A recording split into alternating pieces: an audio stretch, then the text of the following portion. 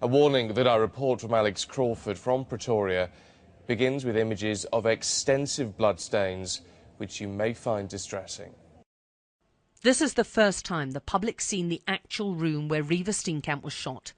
There's a missing door panel and 2 police markers below the handle which indicate bullet holes low down. It's likely the defence will argue that this backs up the runner's claims that he was on his stumps and shooting from low down at what he thought was an intruder. The athletes always insisted he and Reeva had had a quiet night in together at his house on a secure compound in Pretoria. He says he got up early to bring in this fan from the balcony. When back in the bedroom, he says he heard a noise, and in the dark he grabbed his gun, ran down the passageway leading to the bathroom without his prosthetic legs on. There he fired 4 shots into the toilet door, which was closed. The prosecution insist he had his legs on, and this showed premeditation. The couple had only been dating a few months when the Valentine's Day shooting happened, but the world's best-known Paralympian insists he was deeply in love with his model girlfriend, and her shooting was a horrible accident.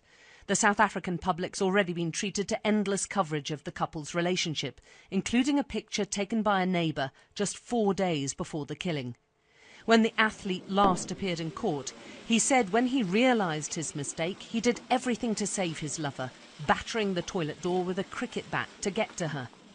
Pictures inside the house show a trail of blood from the bathroom. The Paralympian said in his affidavit that he carried Reeva downstairs after shouting for help. There are blood smears on the stairs themselves, and there appear to be drops of blood on the cream sofa under the stairs. There are other flecks of blood along the wall down the stairs. There's also the Valentine's Day gift that Reeva had brought to give him. Ozzy, her name for him, is written on the card alongside some heart-shaped sweets. But the prosecution believes a very different version to the one presented by Oscar Pistorius. They maintain the athlete's girlfriend ran into the toilet after a row with the sportsman, and he deliberately targeted and shot her, having taken time to put on his prosthetic limbs beforehand. Other photographs show footprints in blood. The investigating officer has already admitted he walked through the scene without wearing protective foot covers, potentially contaminating the evidence. Hilton Botha was taken off the case after that emerged, as well as the news that he himself was facing 7 counts of attempted murder. He's since retired from the police service. And now there are further allegations about the police conduct at the house. 2 different sources have told us other officers are being investigated too after the disappearance of one of the athlete's watches from his house. The South African Police Service, when contacted by us, refused to comment.